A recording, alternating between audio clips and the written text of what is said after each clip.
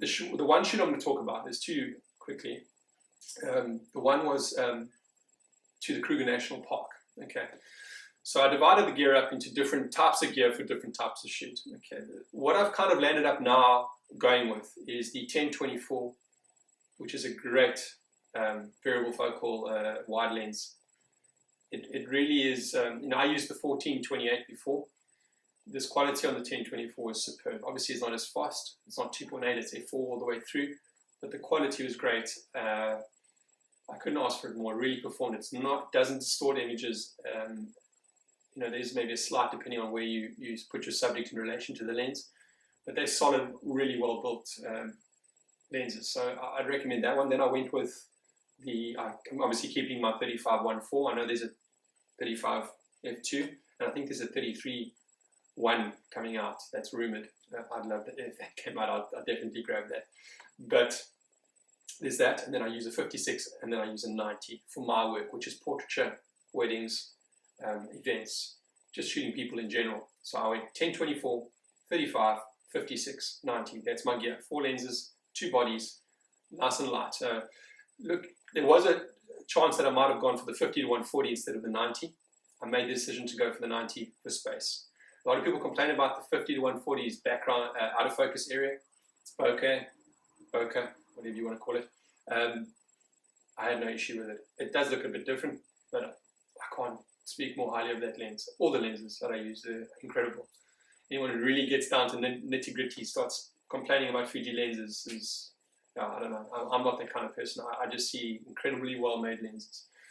So the Kruger National Park shoot, it was through Virgin. It was for Sir Richard Branson.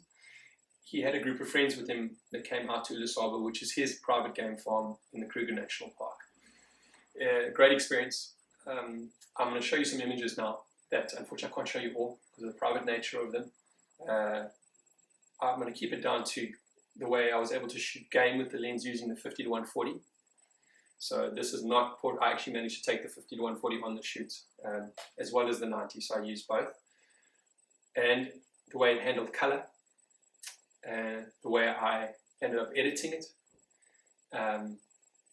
combined with doing portraiture, which was the 56 and 90, and using off-camera flash when I had to do that.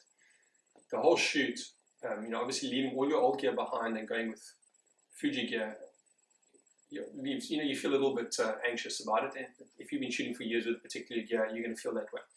But it didn't take long. I just went straight into it. It performed flawlessly. I had battery grips on my camera bodies, so I didn't have, even though because there is an issue with batteries with Fuji. They go quickly, firstly, but they don't warn you. So if you're going to be professionally working with these cameras, even though it makes it larger, I would recommend the battery grip one. There's no doubt about it, because you know for sure when that battery goes, the other one in the camera is still going, and you've got plenty of time to change out. And that's the way I rolled on the day, all the 3 days that I was there. The way I decided to shoot this, because I'd done a few shoots before, I'd done fashion shoots, and the way I operated was, on the first shoots was shoot JPEG and RAW, use the JPEG as much as I can, and where I needed to really push and pull an image in post, I'll just go and fetch that one.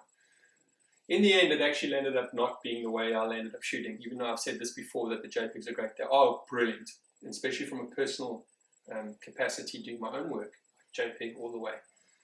But the way I ended up working, because I tested it against what Lightroom was giving me in the color profiles that matched the camera's profiles, that the results were pretty much the same, but I always had the power of the RAW, and I've got a fast enough computer to handle RAW, so it wasn't an issue. So I ended up going with everything in RAW, and then batching whatever section I wanted with the color profile from Fuji in Lightroom onto the image.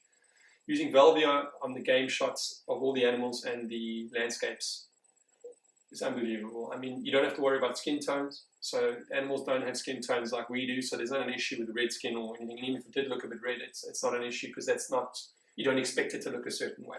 So the Velvia worked very, very well. I didn't have to make color adjustments at all. I made a bit of contrast adjustments, clipping the highlights, very little editing. Superb, fantastic. From a portrait perspective, the 56 and the 90 were flawless. Amazing lenses, you're able to shoot at 1.2 the whole time, at f2 the whole time. it's not as shallow depth of field as, say, your Canon 85 1.2, so you can't really shoot that at 1.2 the whole time. So you're just not as shallow. It's like shooting it like an f2.4 on a 35mm or full frame, if you want to call it, sensor. So you're able to shoot it and constantly not worry about missing shots, but you have that light from an exposure point of view. You still have 1.2, and it just works so well. There was a part of the shoot where, because I had to deal with sort of a schedule that we had to follow, even though it was just me naturally shooting, going from people to people, shooting game, going from vehicle to vehicle, dealing with the rangers, dealing with the trackers. I was still had time to do off-camera setups because I wanted to produce really good portraits for them. I wanted them to be able to take them home and print them for themselves. And I was told, well, the first night that we stop for sundown, that's when the sun goes down, we're not going to do it then. Let Sir Richard and his friends relax. Just get natural stuff. So as soon as the Land Rover stopped, I took the flash out anyway. I left it there.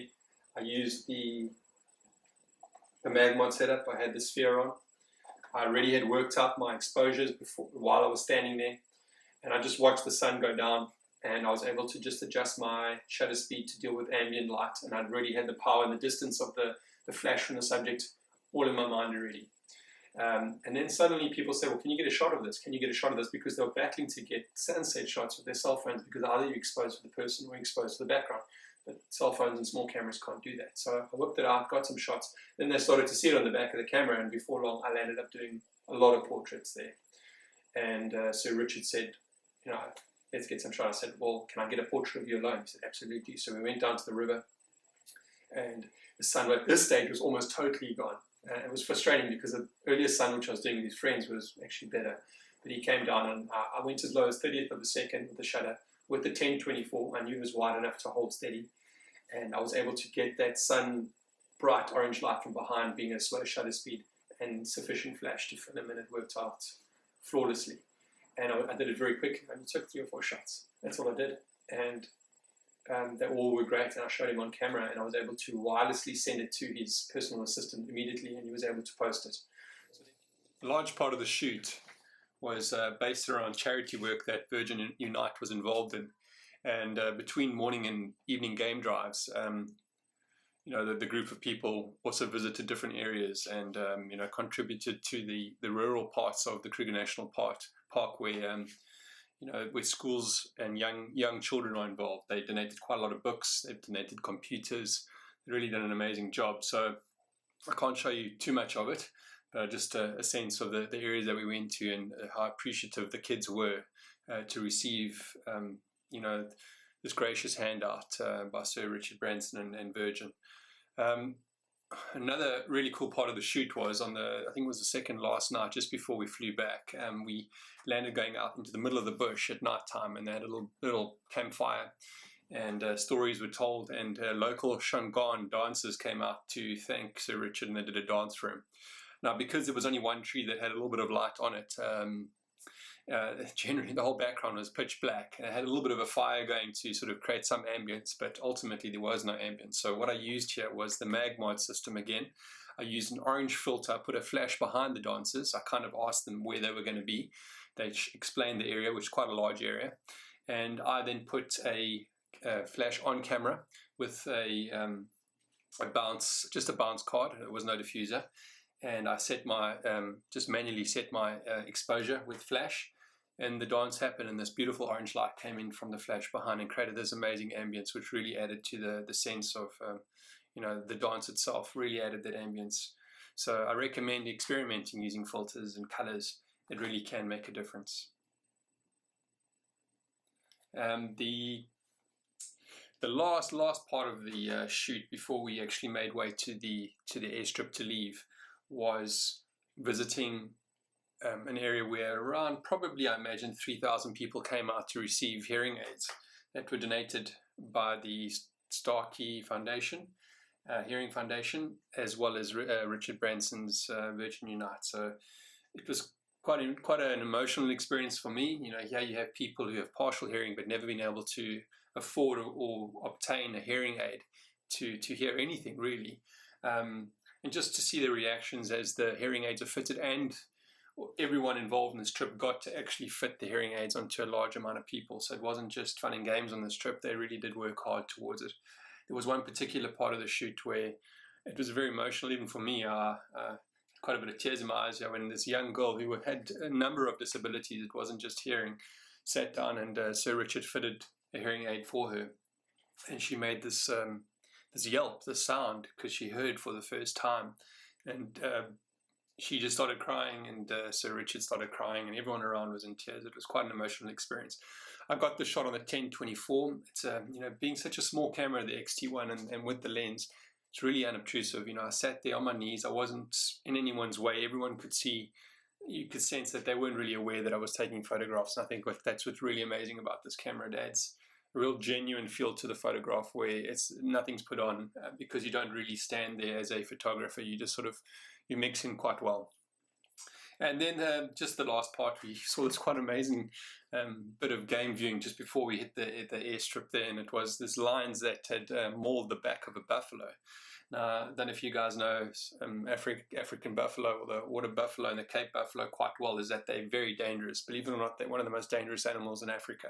So what the lions have done is they've actually injured it quite badly, but they're not prepared to be injured themselves, because if you get injured as an animal in the bush, you're pretty much dead because you can't feed yourself. So they've done enough for this buffalo to sort of limp along, and they just sort of casually stroll behind it, growling at it and threatening it, and they're just waiting for it to lie down and give up, and then they basically eat it. And it was quite amazing because the hyenas turned out, and we had giraffe watching. We had an impala that accidentally ran into the pride of lions and almost got eaten itself. So it was quite an active afternoon before we flew back. We unfortunately didn't see the final kill because we had to leave, but apparently it was taken that night, according to the rangers. And then just the last part of this video, I'm just going to play out some photographs also done around the same time, where I was asked to photograph a farm in the middle of the Karoo near Prince Albert, which is fairly central South Africa. It's very beautiful. It's the semi-desert. And I've done work for this particular farmer before, and he just wanted me to document his amazing farm, and all done on XT1, all done on Fuji lenses. And you can see how the colors come through, which make Fuji truly unique. All handheld except for the interior stuff. I did exposure bracketing. I think it was just a stop over 3 shots, so one under level and one over, just to create a little bit of HDR effect. Not too bad because I'm not really a huge fan of HDR, but it was just subtle enough just to get the multiple exposure zones. And I think it turned out quite well. So I just want to thank you guys for subscribing and viewing my videos, and enjoy the last bit of photos, and we'll chat to you guys soon. Cheers.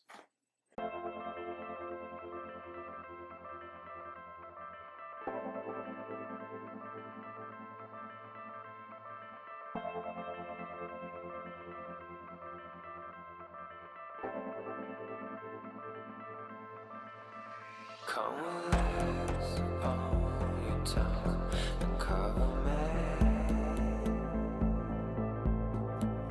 with the spirit.